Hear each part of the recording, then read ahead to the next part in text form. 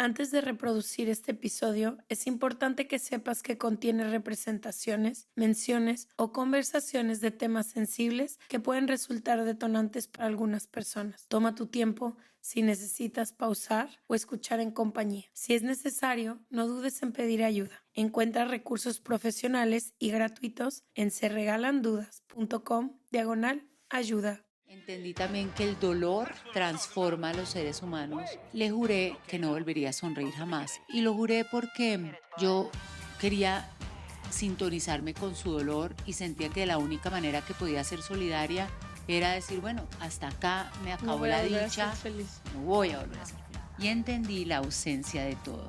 Cuando uno odia, tiene un vínculo con esa persona. Y yo sin pensarlo di 2 pasos para atrás. Les damos la bienvenida a otro martes de Se Regalan Dudas con nuestros episodios en vivo desde Bogotá, Colombia. Ha sido un verdadero sueño grabar aquí y poder hacer algo que nos gusta tanto con gente nueva que no habíamos conocido, que se convierten en amigos y las dos creo que estamos sumamente emocionadas. Ayer le decía a una niña que se acercó llorando que me parece increíble que experiencias que resuenan o que vivimos nosotras en Guadalajara cuando teníamos 17 años puedan resonar con alguien que está en Bogotá o en Medellín o en Cali o no sé de qué parte de Colombia vengan, pero se me hace tan bello cómo la experiencia humana es compartida y cómo en realidad nuestra región tiene muchas más cosas en común de lo que parece. Entonces, gracias porque Bogotá, de verdad, estos días, se los estábamos diciendo antes de empezar a grabar a la gente que está aquí, se ha sentido como una casa. Ya nos prometimos a nosotras y a todas las personas que nos hemos cruzado que vamos a regresar, lo vamos a hacer en grande. Les prometemos que ahora sí no nos va a dar el síndrome de la impostora y vamos a buscar un teatro. Queremos darle la bienvenida a nuestra invitada del día de hoy. Nos sentimos muy honradas de que nos acompañe María Carolina Hoyos. Ella es periodista, experta en transformación digital, autora también de un libro que ahorita quiero que hablemos porque tocó fibras muy sensibles en mi ser. Bienvenida, Se Regalan Dudas. Bienvenida. Ay, tan lindas, muchas gracias. Me siento muy feliz de estar acá. Y aprovecho este corte comercial para decirles que estoy muy emocionada de todo el amor que recibimos en los episodios en vivo en Bogotá.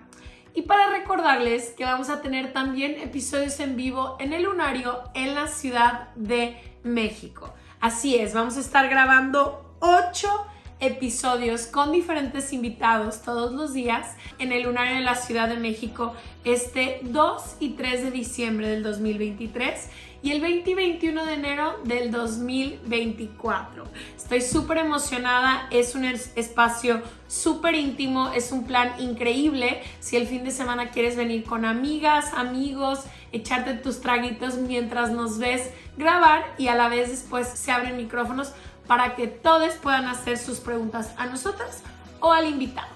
Puedes comprar tus boletos en seregalandudas.com/boletos. Ahí les esperamos. Gracias por venir. María Carolina, creo que la primera pregunta con la que podemos arrancar para todas las personas que no te conocen a ti y no conocen tu historia, ¿quién es María Carolina y cómo llegamos al día de hoy? Yo soy bogotana, mis padres se casaron muy jovencitos y mi mamá a los 19 años me tuvo entrando a la universidad y mis padres estudiaron periodismo. Mi mamá y mi papá se separaron muy joven, yo tenía 2 años y medio y fui criada realmente por mis abuelas. Siempre tuve unas ganas enormes de vivir con mi mamá. Inclusive al niño Dios, todos los años le pedía, quiero tener una casa donde viva mi mamá y donde pueda ser como hogarcito. Y esto lo digo porque a los 12 años tuve la fortuna de irme a vivir con mi mamá. Mi mamá se casó, tuvimos a otro niñito que es mi hermanito y 3 años después cambió mi vida para siempre. Mi mamá fue secuestrada por Pablo Escobar, el narcotraficante más buscado por los Estados Unidos hasta hoy. Y después de un largo y tenebroso secuestro, la mataron. eso cambió mi vida para siempre. Lo que le había pedido a Dios y al niño Dios todas las navidades de poder tener una familia como las que yo veía de mis amigas, pues no lo volví a tener. Ahí le juro a mi mamá, que estaba muriéndose, le juro, ella no me oyó porque estaba ya muy malita, pero le juro que no voy a volver a sonreír. Mi historia comienza porque logré incumplirle el juramento a la persona que más he querido. He reído una y mil veces. Tomé la decisión de ser periodista como mi mamá, de caminar esos pasos que ella no pudo dar y de contar las historias que ella no pudo contar. Y es mi pasión. Adicionalmente a eso me metí en tecnología hace más de 20 años. Trabajo en transformación digital. Fui viceministra de tecnología de mi país 6 años. Me casé. Tuve mi mejor proyecto, que son mis 2 hijos, Tomás y Mateo, que es lo que yo más adoro y son mis grandes maestros. Me han enseñado de todo, hasta de tolerancia. Tienen 18 y 20. Me separé y me volví a casar hace 5 años. Trabajo en una fundación que hace que mi vida, mi paso por esta tierra tenga un sentido mayor. Nosotros damos becas para que jóvenes puedan ir a la universidad. Hemos entregado más de 2.500 becas para que 2.500 jóvenes puedan cumplir su sueño. Eso me hace muy feliz y yo creo que por eso es que estamos hoy acá. Amo los animales, sobre todo los delfines. Wow, Me qué encanta. hermoso resumen. No sé si fue exactamente en qué momento, pero tú escribes un libro donde cuentas toda esta historia con muchísimo detalle, ¿no? Y como parte de este libro, cuentas un poco cómo fueron esos 5 meses de secuestro Mm. de tu madre y también cómo fue después conocer al asesino de tu madre, sentarte con él, a hablar con él. Me gustaría ver si te sientes cómoda de compartirnos eso, porque me parece que más que lo que viviste en sí, el resignificado que tú le diste a esas experiencias, al yo estarlo leyendo me pareció sumamente valioso y me gustaría ver si lo puedes compartir para quienes nos escuchan. Yo digo que yo estuve secuestrada en libertad y no hay nada más pavoroso en la vida que uno sentirse secuestrado, pero no estar secuestrado, tener las llaves de la casa en la que estás y poder salir. Pero yo no era dueña de mi libertad, porque lo que yo más amaba estaba secuestrado. Es decir, que yo entendí el secuestro, todo se me volvió tan difícil en la vida, tomar la decisión de almorzar, de irme el fin de semana a un paseo. A mí me decían, yo tenía 17 años y mi papá me decía, vete al paseo con tus amigos. Y yo, pero ¿y qué tal que vuelva mi mamá? Es decir, cada vez que tenía un plato de comida caliente, pensaba, y mi mamá no, ¿qué tal que no tenga que comer, no? Para mí la comida caliente se convirtió en un tema, me sentía hasta culpable de estar comiendo caliente sin saber qué podía estar pasando con la persona que más quería. Y fueron 5 largos meses, digamos que muy dolorosos, donde entendí la ausencia cuando a ti entendí además que la vida puede cambiar en fracción de segundos. Y me di cuenta algo, nosotros los seres humanos, y no sé si es bueno o es malo, tiene de bueno y tiene de malo, según lo que creo y mi experiencia, pero nos creemos dueños del futuro, Ujú. ¿no? Entonces, con mi mamá habíamos quedado en que la próxima semana ella me acompañaba a hacerme la cirugía de las cordales, porque creemos que la próxima semana vamos a estar juntas y no sabíamos que era la última vez que nos íbamos a ver. Y esa próxima semana nunca fue. Y yo me quedé con el dolor de las cordales, me quedé todo el tiempo del secuestro esperando a que ella llegara para cumplir la cita. Y mi papá, mi médico, todos me empezaron a decir, tienes que operarte las cordales. Y yo les decía, no voy a hacer, porque si yo lo hago, ¿qué estoy declarando? Que no va a llegar mi mamá un día a cumplirme mi cita. Y yo sí sé que mi mamá va a venir a cumplirme esa cita. Cita, pues, que nunca llegó, pero pues que nunca pudo cumplir, pero digamos que me enseñó mucho, me enseñó que no soy dueña del futuro, que tengo que concentrarme en el aquí y en el ahora, que uno puede tener la libertad y estar secuestrado, que la vida le puede cambiar a uno en fracción de segundos y pues después anuncian que mi mamá la han rescatado. Yo llego a la ciudad donde estaba, en Medellín, y la veo y pues como les contaba ahora, la vi. Primero entendí también que el dolor transforma a los seres humanos. Vi a mi mamá y no entendí bien si era mi mamá o no porque la vi distinta.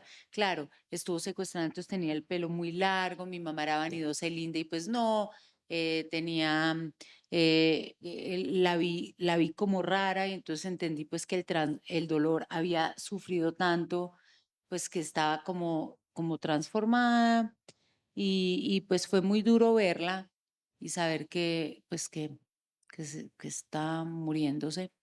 Pero le juré que no volvería a sonreír jamás. Y lo juré porque yo quería sintonizarme con su dolor y sentía que la única manera que podía ser solidaria era decir, bueno, hasta acá me No acabó voy a la volver a ser dicha, feliz. no voy a volver a ser feliz.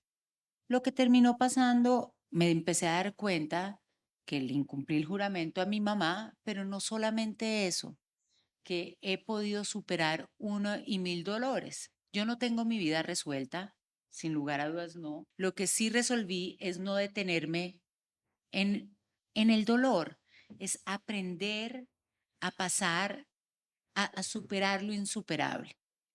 Cuando empecé a darme cuenta que producto de mi experiencia había siempre superado los dolores de la misma manera, que había podido perdonar lo imperdonable, que había podido pasar la página de algo que parecería imposible.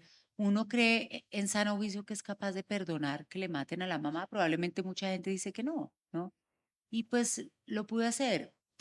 De pronto es muy difícil entender que uno, después de lo que me sucedió a mí, pueda pensar que la vida es espectacular, que he sido bendecida, que tengo grandes oportunidades, pues probablemente hay algo más que uno tiene que hacer para poder volver a su dolor y verlo de una manera distinta. Y cuando entendí que había podido hacer eso, lo estaba contando en una conferencia y me dijeron, y estaba hablando de verdad de tecnología, porque yo hablaba solo de tecnología, yo no me hablaba de estos temas. Y alguien me dijo, mire, yo trabajo en una de las editoriales más importantes en el mundo. Vengo a pedirle que escriba un libro, no de tecnología, está espectacular lo que usted sabe Lo hablar. hace muy bien. Y Usted yo, lo hace entonces, ¿de muy bien. qué? Y me dijo, de cocina. Y le dije, soy negada. Me dijo, mentira de lo que acaba de hablar. Usted tiene que contar lo que usted habló de la conferencia. Y le dije, yo solamente hablé de tecnología. Y yo, no, usted habló de su mamá y solamente contó muy poquito que fue capaz de pasar la página y eso es lo que yo creo que usted tiene que escribir. Me costó mucho trabajo entender que iba a escribir de eso, 1000 veces peleé ¿Por qué? Porque no estabas lista. Nunca habías hablado de eso. no había hablado de eso porque sentía que esto era un tema íntimo, porque por qué hacerlo como tan público, porque además yo le decía un libro que se va a vender y me decía sí, y yo le decía, o sea, voy a hacer negocio pues Sí. con la, Lo o más sea, feo que me ha pasado en la no vida. puede ser, eso no es. Me dijo, no, usted está muy mal. No va a hacer negocio con lo que le pasó, sino al contrario. Primero, es muy difícil vivir Literal, no es buen de la negocio. publicación de un libro y eso lo entendí yo. Pero me decía, usted realmente lo que va a contar no es el dolor, sino lo más espectacular que oí de lo que alcanzó a decir es que usted va a contar cómo logró pasar la página, cómo logró ser feliz a pesar de todo. Entonces, bueno, pues empecé a escribir, peleé 1000 veces con mi computador, lo cerré, lo dejé sonando después de un año de escribir porque miraba, leía lo que había escrito y yo no más. Y ese pobre computador fue el que más Sufrió. sufrió mis peleas con él, porque además no le hice Photoshop a mi historia, porque la escribí tal cual como era, no me quise presentar como una heroína de nada, simplemente si mi dolor y mis lágrimas y lo que la vida me ha enseñado, puedo compartirlo con alguien, voy a ser feliz, ¿no? Me encanta. Y ahorita que hablabas de si se puede pasar la página o no, creo que desde que sabía que tú ibas a venir a hacer Regalando Dudas, yo no quería saber tu historia. Yo dije, no, yo no quiero leer nada, quiero que ella me la cuente.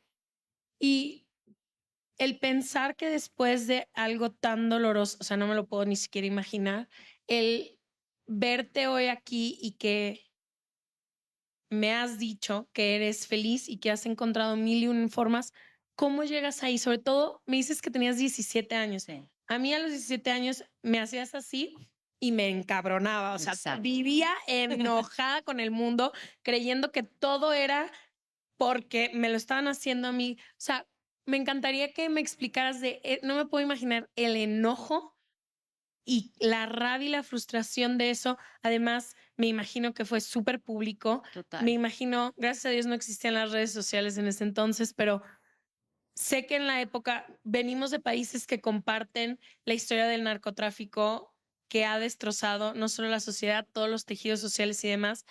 ¿Cómo de eso Puede salir algo bueno, ¿cierto? Y puede ser salir algo bueno? feliz. Sí, Pero deja tú o sea, ¿cómo tú lograste dejar de estar enojada? Deja tú sí. perdonar. Para mí el enojo se me hace, es tan difícil a veces de dejar de estar enojada por cosas tan grandes. Es verdad. Les voy a contar esto. Yo creo que tuve más posibilidades, creo no, lo sé, tuve más posibilidades que el resto de mis compañeras del colegio y de curso. Y les voy a decir, a mí me tocó vivir sin escogerlo, me tocó vivir cosas increíbles. Yo tuve un abuelo presidente, entonces, ¿De pues, Colombia? en Colombia, entonces eso hacía que yo tuviera unos privilegios, pero también unas ausencias increíbles, ¿no? Entonces, y tuve una formadora, mi abuela, que fue una gran maestra en mi vida, y mi papá, periodista, le iba bien y era muy amoroso conmigo. Yo era su única hija y me trataban realmente de cumplir, de darme más de lo que necesitaba. Quiere decir que todo eso probablemente hizo que muchas de las niñitas, compañeras mías y amigas mías del corazón quisieran estar en mis zapatos, ¿cierto? Porque decían, wow, súper chévere lo que puede vivir. El día que secuestraron y mataron a mi mamá, lo que sí tengo clarísimo es que nadie, ni mis amigas, quisieron volver a estar en mis zapatos. Y entendí la ausencia de todo. Y tuve mucho enojo, mucho dolor y mucha rabia. Y primero me preguntaba, ¿por qué a mí? ¿Por qué me puede pasar esto a mí? Si mi mamá no era narcotraficante, mi mamá perseguía la verdad, mi mamá era una periodista impecable, amorosa, linda, joven, muy joven, acaba de cumplir 40 años. Y me preguntaba por qué a mí estuve muy enojada y me di cuenta que no es de la noche a la mañana, no es hacer milagros, esto no es de un día para otro, ya soy feliz, pero empecé a entender cosas. Primero, cuando cambió la pregunta de mi vida, mi realidad, el enojo, mi dolor, mi rabia y mi rencor se fueron desvaneciendo. Ya no volví a preguntarme por qué a mí. Empecé a preguntarme para qué a mí. ¿No? Y hay cosas que yo no podía, yo realmente odiando a Pablo Escobar, hubiera podido volver a mi mamá, imposible, no, imposible. Hacerme daño con ese odio, pues me costó trabajo entenderlo, pero empecé a preguntarme, ¿para qué a mí? ¿Y para qué a mí? La primera cosa, para valorar lo más simple.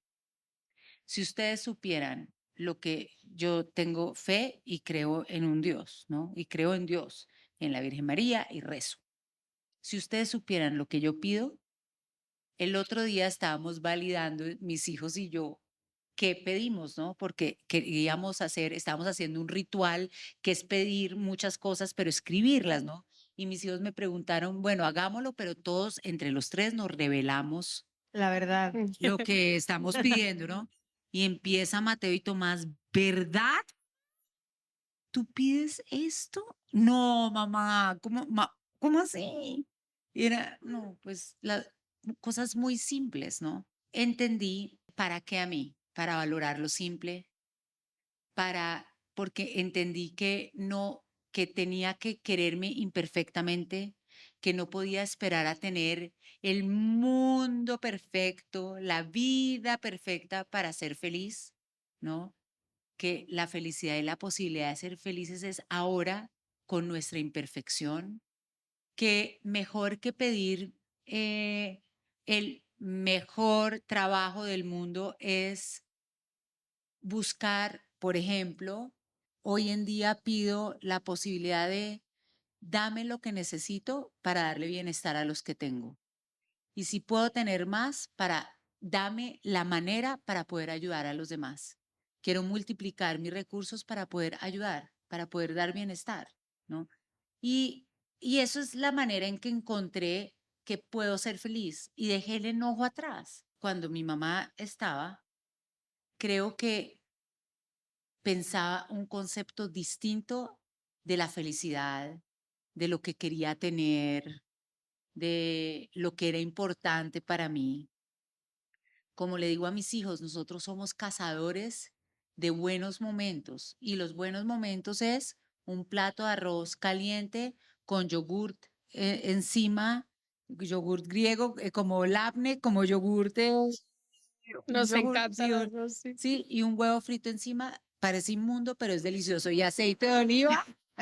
¿Hubo un momento de inflexión para ti?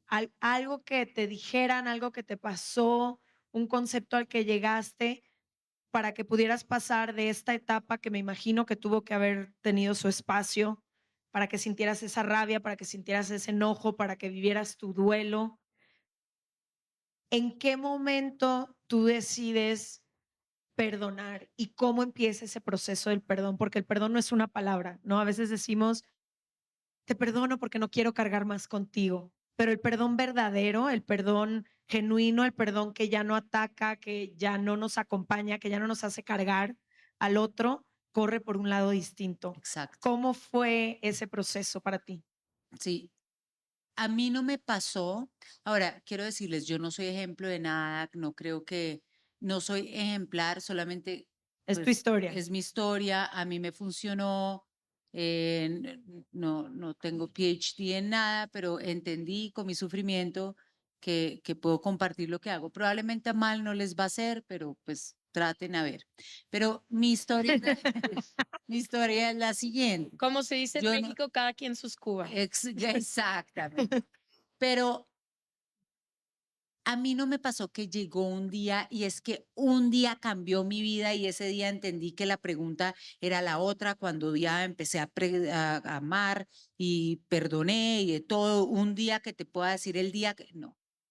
La vida y lo que yo he entendido es que todo es un proceso, ¿cierto? Es decir, que es un proceso y no es un proceso así, Ujú. es un proceso así, ¿no? Pero hay varias cosas que funcionan y que te pueden ayudar a cada vez estar más lejitos del dolor, de eso que uno siente. Yo soy buzo, ¿no? Y en mi libro toda mi historia es con la analogía del el buceo, ¿sí? Cuando mataron a mi mamá, ¿qué es lo peor que le puede pasar a un buzo? Quedarte sin oxígeno. 30 metros Abajo. abajo.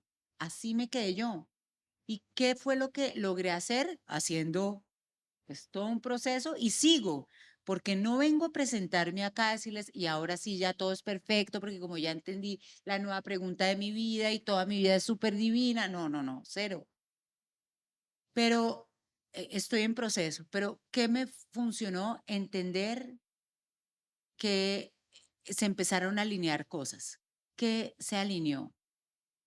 Primero, Cuando uno tiene un dolor muy grande, probablemente aleja lo cercano y acerca lo lejano. Yo entendí a empezar a valorar lo cercano de una manera distinta y a tratarlo no de alejar.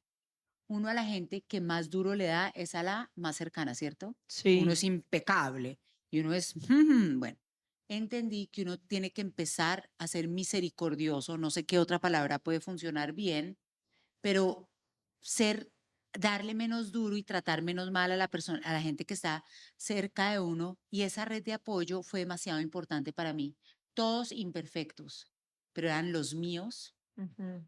los que me ayudaron, los que aprendí a pedir ayuda, los que aprendí a cogerlos de la mano y nunca en mi vida me he querido volver a soltar, aunque a veces los quiero matar de la furia que me dan, pero es lo que tengo, lo que valoro, lo que quiero, mis imperfectos, pero son los míos. Entonces, eso me ha hecho navegar por aguas más panditas, más seguras, mejores. Cada vez que uno está con un dolor muy grande, trata de enconcharse, de estar ahí metidito y no pedir ayuda y sentirse como un superhéroe que quiere, un superwoman que quiere resolver las cosas solo. No. Esa fue la primera.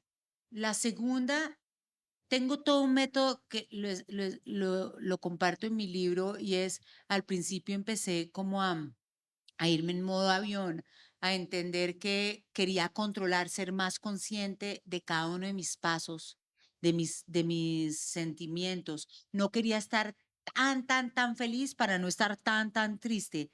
Estuve tratando de ir como muy controlada y muy buscando flotabilidad, ¿no? Buscando empezar a salir de este problema que estaba. Eso se logra a través de la conciencia. Nosotros vivimos mucho en modo avión y cuando estamos tristes, bravos, enfadados y esto, puede ser que estemos menos conscientes, ¿no? Y entendí que mi mejor manera para controlar el dolor, para entenderlo, dimensionarlo, no apenarme de él, pero dimensionarlo y empezar a ver cómo disolverlo, aprender de él y disolverlo, era a través de estar consciente. Ustedes saben que pueden pasar días enteros de que realmente hacemos todo como unos autómatas, pero no estamos conscientes. Pensamos, ¿cómo es que yo no me acuerdo mis hijos ayer cómo estaban vestidos y los vi todo el día porque no estoy ni siquiera consciente? No me acuerdo ni con quién hablé en el día ni qué comí. Entonces, la conciencia también. Y la tercera cosa que quisiera decirles, ¿qué fue lo que me hizo empezar cuando uno tiene un problema, esos que le cambia la vida en segundos? Uno lo ve como para seguir con mis ejemplos de uso, uno lo ve como un gran tiburón. ¿Quién realmente se le enfrenta a un tiburón? Pues nadie. ¿Ustedes se imaginan uno tener un tiburón acá? Pues se muere uno del pavor. Así son los problemas gigantescos. Y me di cuenta que todos los problemas gigantescos se pueden atomizar. Y cuando uno los atomiza, ya no ve un gran tiburón, sino ve pescados de diferentes Sí. tamaños y de diferentes. Y es más fácil irlo resolviendo, ¿no? Entonces entendí que todo o casi todo en la vida se puede atomizar Sí. e ir resolviendo por pedacitos, no todo en un minuto, no vamos a hacer No magia, todo al mismo no tiempo. todo al mismo tiempo. Y creo que esas cosas hicieron que pudiera empezar a surgir el milagro de entender que después de todo eso tenía que perdonarme a mí. ¿Y por qué me tenía que perdonar a mí? Yo me hice daño, yo me culpé, a mí me fue pésimo en matemáticas y mi pobre mamá murió pensando que era una bruta para matemáticas. Pero además le di briega, no sé cómo se dice eso, pues ¿Qué es briega? peleé con mi mamá, le di, Lata, le dije lata. le En di México es lata y de lata. todo. Mi mamá se fue cuando yo tenía 17 años y yo me sentí muy culpable, ¿no? Y yo me castigué, yo me autocastigué y me hice mucho daño, y me hice mucho daño de muchas maneras. Empecé a darme cuenta que me daba duro, que no oía mi voz interior, sabía que seguía haciendo cosas que que no iban a hacer que la vida empezara, era muy negativa muchas veces, y entendí eso, y primero me pedí perdón, porque uno no puede dar de lo que no tiene, y me di cuenta Mm, que podía Primero perdonar. a ti. Claro, Ok. es ¿Cómo que te uno no pediste da de lo perdón a que ti? no tiene. Y me sirvieron muchas cosas para pedirme perdón. Eh, a mí, yo tuve pues la posibilidad de ir a diferentes terapeutas, unas espirituales, otras con rosas, otras con flores, otras con aceites El huevo, esenciales, la palma. con todo, otras con psicólogas, muchas cosas, muchas cosas. De todo encontré algo importante que fui cogiendo y recogiendo, pero sobre todo encontré que mis mejores maestros estaban al lado, los más imperfectos, mis abuelas, mi papá, y que podía aprender a través de ellos. Y vi que, y en alguna terapia me dijeron, bueno, vamos a perdonarnos y no sé qué, y a mí me encantó escribir. Y en esa terapia me enseñaron mucho a escribir y me dediqué a escribir. Y saben que les recomiendo, escríbanse para ustedes, escriban mucho. Cuando uno tiene la capacidad de poner en el papel ese ejercicio de uno enfrentarse o a su dolor o a su tristeza o a su anhelo y poderlo concretar escribiendo, genera cosas en uno espectaculares. Y yo me pedí perdón, me hice carta pidiendo perdón. De verdad, muchas veces quise comer papas fritas, pues porque ricas, pero muchas veces lo hice para castigarte, María Carolina. Y muchas veces comí chocolate para castigarte. Y muchas veces sabía que tenía que hacer unas cosas y no las hice simplemente para castigar. Y te pido perdón porque te quiero, te valoro y me voy a sentir y voy a ser amiga contigo de una manera distinta. Y realmente ha sido un proceso, pero mira, ayer cumplí años y escribí ayer algo y es cada vez me quiero más, porque eso de pedirse uno perdón y de quererse y también a veces para mí es difícil, pero aprendí también a priorizarme, porque siempre dejo, yo soy la última, ¿no? Y mis niñitos, ¿cómo voy a dejarlos? O sea, después que mis intereses, es imposible. Y el trabajo, y el jefe, y el marido, y el uno, y el otro, y mi abuela, y todo tiene que ser antes. Y he empezado a darme cuenta que no, que es muy importante decir, no, primero yo. Además, porque si yo no estoy bien, no voy a darle a los demás Nada. eso. Entonces, eso ha sido demasiado importante en mi proceso. Y entendí que después de perdonarme, y he empezado a entender, a oír mi voz interior. Y he agudizado la capacidad de entender mi voz interior. Hay unos que meditan, otros, yo oro, rezo, y nadie me enseñó eso. Yo no fui a un colegio católico, mi colegio era agnóstico, pero entendí que es espectacular. Y cada vez que uno ora, primero es el mejor negocio porque además uno no se siente solo. Si uno ora, quiere decir que alguien lo está acompañando y va con uno a donde uno vaya y uno no se siente solo y es una delicia. Y yo entendí que conmigo la Virgen María y yo éramos íntimas del alma y ha sido mi mejor negocio en la vida. Y le empecé a pedir la posibilidad, quiero sentirme ligera de equipaje, ayúdame a eso.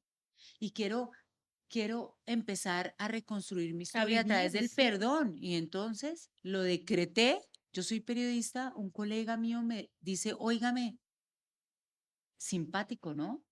Ya queda solamente uno vivo de los que mataron a su mamá. Yo le dije, ajá, y digo, y sale en 4 días de la cárcel. Y yo, ¿y usted tiene acceso a él? Sí, y le digo, yo quiero conocerlo. ¿Cómo? Sí. No necesito que me cuentes todo ese día Exacto. completo. Y yo déjame acomodo para que...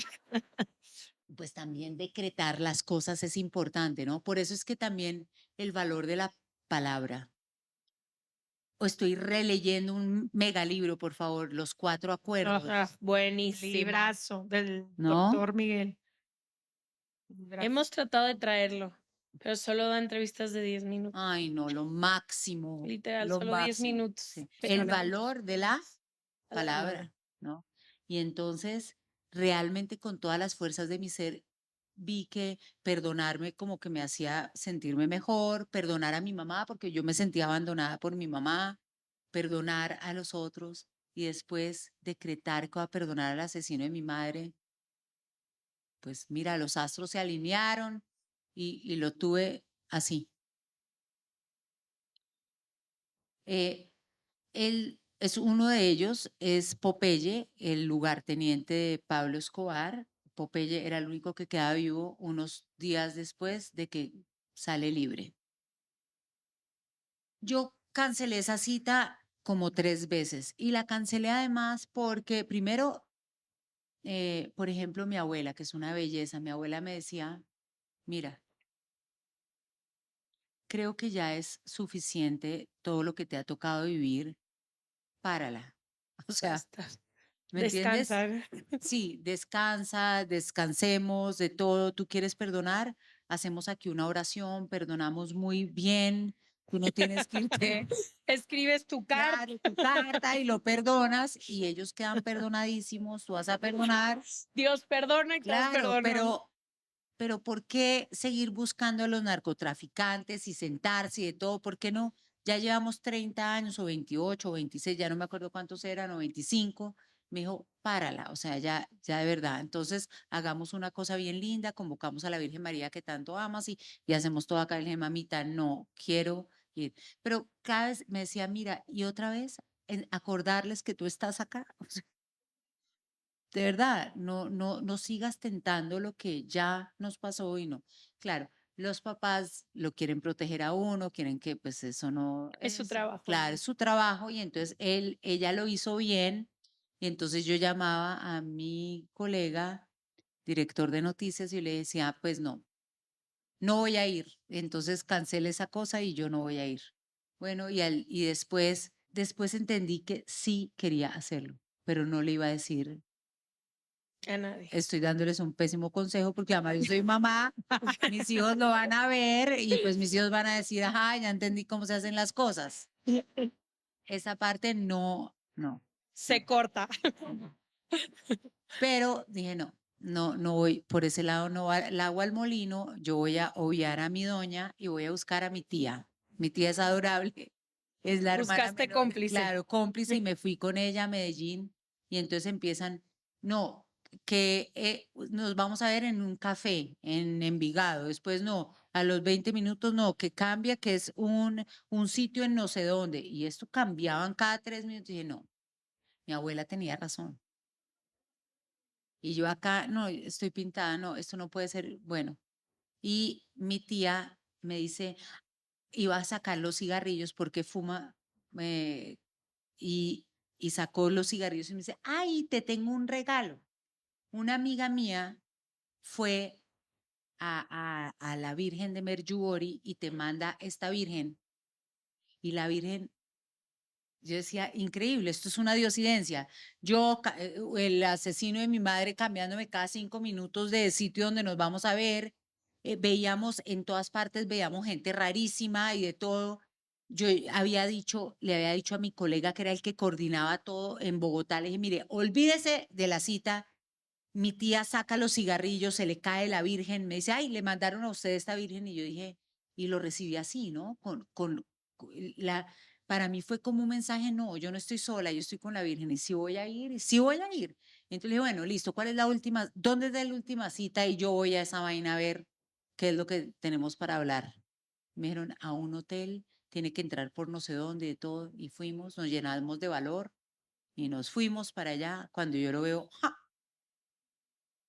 Pues no, es increíble, fue una reunión pues muy dolorosa, yo lloré esta vida y la otra, a él yo digo que le corre o le corría jugo de mora por las venas ¿Qué porque significa eso? contaba, ¿qué quiere decir eso? Pues que no era como ser humano, pues porque contaba, maté, no me acuerdo si son 500 o 5.000, maté 5.000, secuestré a tantos, hice con una frialdad y con una cosa.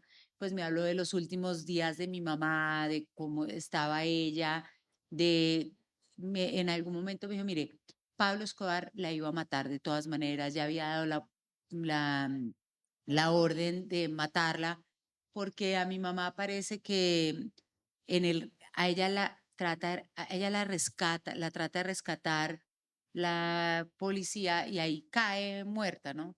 Ahora, yo siempre he sabido que no fue culpa de la policía. Realmente mi mamá estaba secuestrada, era por culpa de Pablo Escobar, no por culpa de la policía. Entonces, pues no estoy confundida ni estoy nada. Pero este señor me decía, mire, nosotros le íbamos a matar.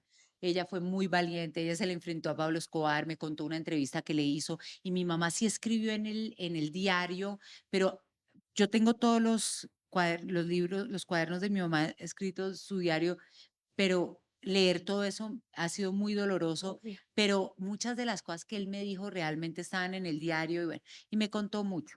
Él me contaba algo que para mí era absolutamente doloroso. Él estuvo con Pablo Escobar cuando Pablo Escobar oye que han rescatado a Diana, ¿no? A Diana, mi mamá. Y que él se puso muy furioso porque era la policía quitándole a esta señora y pues él se iba a quedar sin poder para negociar la extradición. Pero cuando empieza a pasar los minutos, Popeye me cuenta que Pablo Escobar oye por la radio, estaba con un radio ahí oyendo, oye que mi mamá está herida. Y él se pone, digo, no la van a sacar tan barata, es decir, no se la llevaron, pues está herida. Y en el momento en que la anuncian, dan la noticia que la matan, dice, él hace una fiesta pues porque porque las autoridades no la tienen, sino pues Sí, no la pudieron no salvar. la pudieron salvar.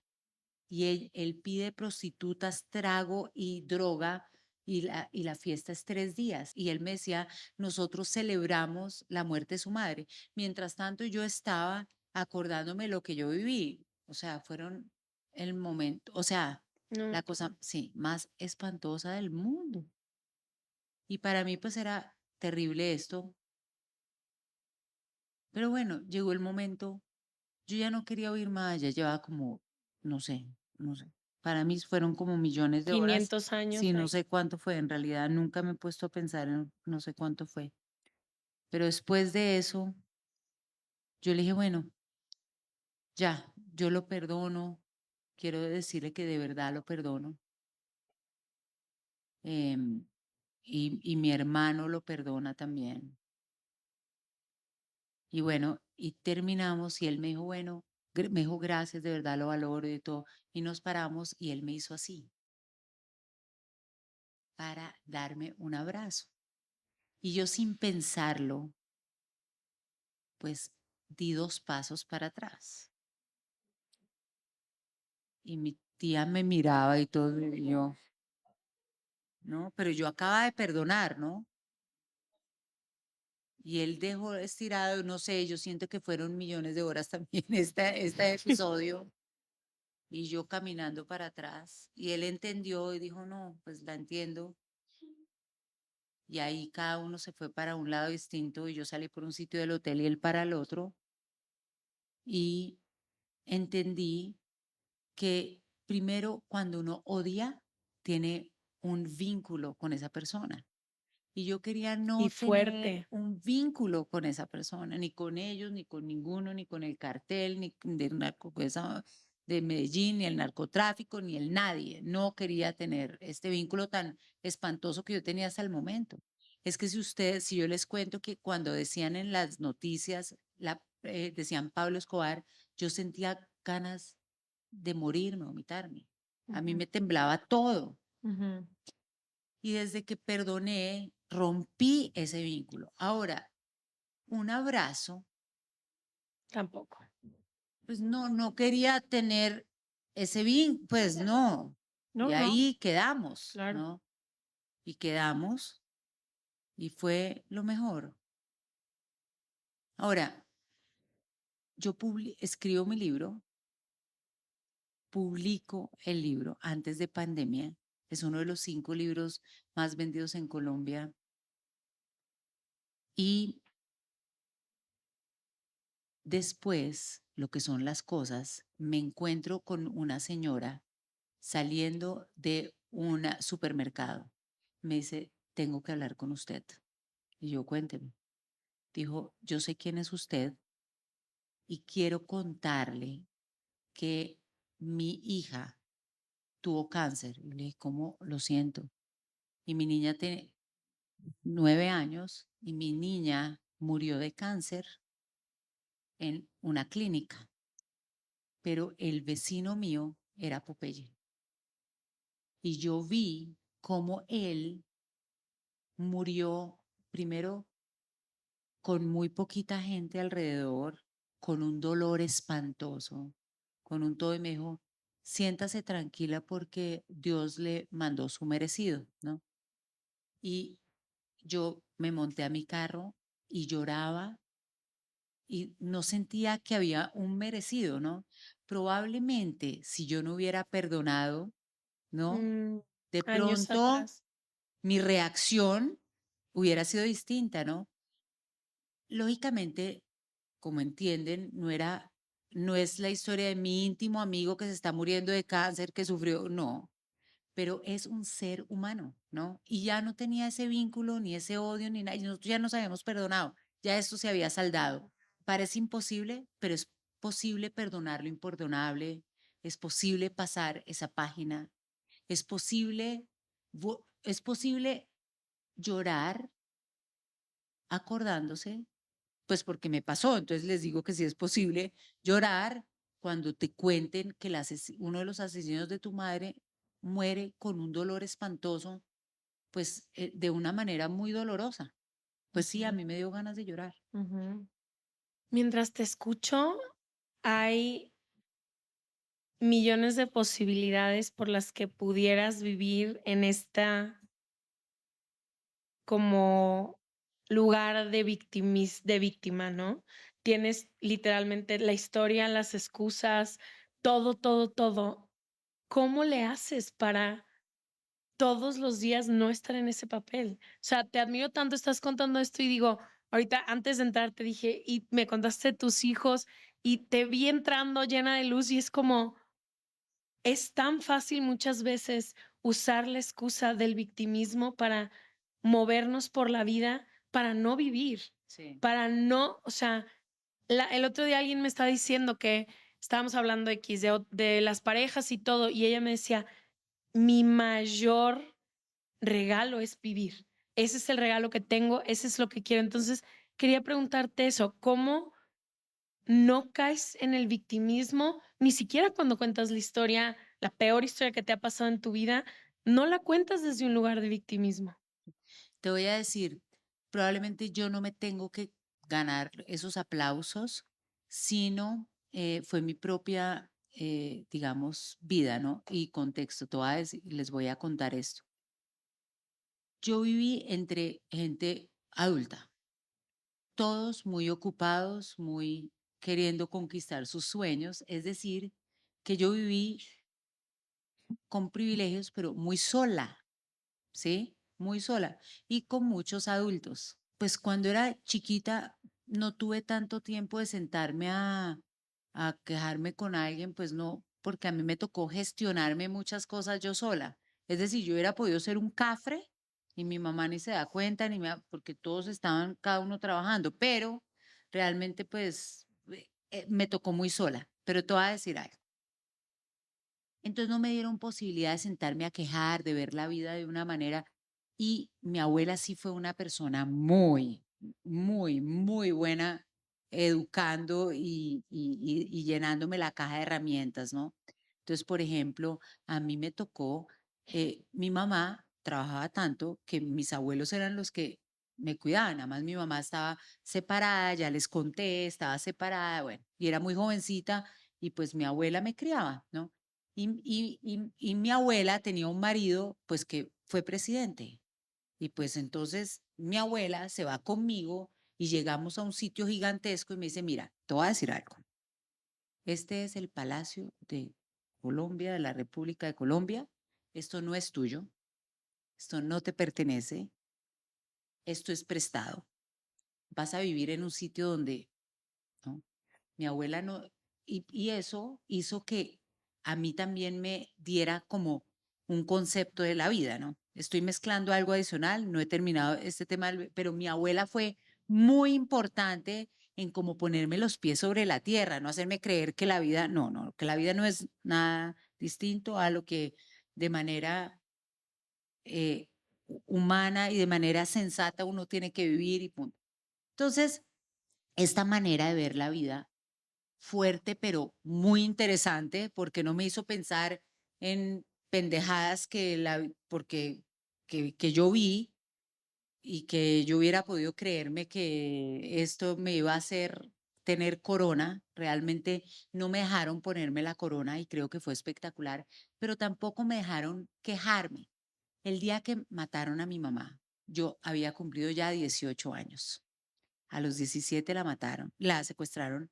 Cuando yo tenía 18 la mataron. Yo me sentía la dueña, la reina uno a los 18 años cree que es el dueño de su mundo, que ya sabe sabe más que su todo. mamá, su papá, su abuela, su tía, su toda. Yo me sentía pues que era lo máximo esto. Y matan a mi mamá y al día siguiente nadie me preguntó cómo te sientes. Nadie me dio la posibilidad de quejarme, porque todos estaban vueltos chicuca también, estaban tristes, estaban porque era muy público, como dices tú. Entonces, como que nunca tuve tiempo ni me dieron espacio para quejarme de ninguna cosa. Eso hizo entonces. Tú puedes creer que al día siguiente que a ti te entierran tu mamá, nadie estaba para ti, para preguntarte cómo te sentías, y no por malos, porque es que mi papá estaba llorando, mi abuela, todo el mundo, ¿me entiendes? Entonces, esta manera lo que hace es tú aprender a no quejarte. Ahora, yo me fui al otro extremo de no saber quejar. Con los años he empezado a entender que es importante también declarar dolor, Claro. tristeza, Nombrarlos. nombrarlo, declarar cuando uno está triste, bravo, furioso, refurioso y cansado. Yo sentía que en la vida no era posible uno estar ni triste ni decirlo menos, ¿no? Ni reconocer. Entonces, así es que no he tenido la posibilidad de victimizarme, porque no me han dado la posibilidad de nada, sino pues de ver la vida de una manera Sí. distinta. María Carolina, quiero agradecerte de corazón que hayas venido, que estés dispuesta a abrir tu historia, porque sé que es algo muy vulnerable, pero que también puede ayudar a muchísimas personas. Yo siempre tengo esta idea de que todo lo que pasa en lo micro o en lo pequeño siempre es un reflejo también de lo macro, ¿no? De lo más grande. Y yo siempre he sentido una conexión o un cariño muy importante para Colombia porque creo que nuestro país, México, tiene muchas similitudes. De acuerdo. Son países que amamos con profundidad, pero que nos duelen mucho porque son países que yo sé que a ustedes les ha costado mucho trabajo la reconstrucción, pero en ti veo la posibilidad del perdón y veo la posibilidad de que exista algo del otro lado, que es algo que a los mexicanos no nos ha tocado ver. Nuestro país está completamente secuestrado por el narco, por la violencia y por muchas cosas. Entonces creo que a mí ver a Colombia, y sé que están en un proceso y no quiero enaltecer ni poner nada donde no va, porque sé que también tienen sus batallas, pero a mí me da mucha esperanza Seguro. creer que el perdón es posible, creer que hay una forma de recuperar el tejido social, creer que hay una forma de poder volver a salir y reclamar nuestros espacios, nuestras familias, nuestras amistades, nuestros vecinos, tantas cosas. Entonces, gracias porque tu historia puede parecer muy personal o muy particular, pero yo sé que distintas cosas de ella pueden resonar con personas, no importa cuál sea su historia. Gracias, Se Regalan Dudas siempre va a ser tu casa. Te lo agradecemos Me mucho. siento súper honrada de que hayas Sí. venido a contar tu historia, de verdad. Gracias. Sí, de corazón, gracias. Y a ustedes que nos escuchan, no importa en qué parte nos escuchen, sé que la mayoría lo hacen en Latinoamérica y que van a entender de qué estamos hablando cuando hablamos de lo que pasa en Colombia, de lo que pasa en México, de lo que pasa cuando la violencia azota nuestros espacios, nuestros países y nuestras familias. Les abrazamos y nos vemos el próximo martes o jueves. Gracias. Ya llorando cerramos. Todo el mundo.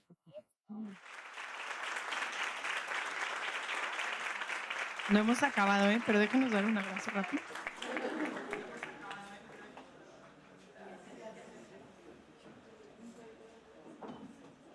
Aparte huele igual que mi abuela. Literal, la abracé y yo de que hueles a flor de naranja.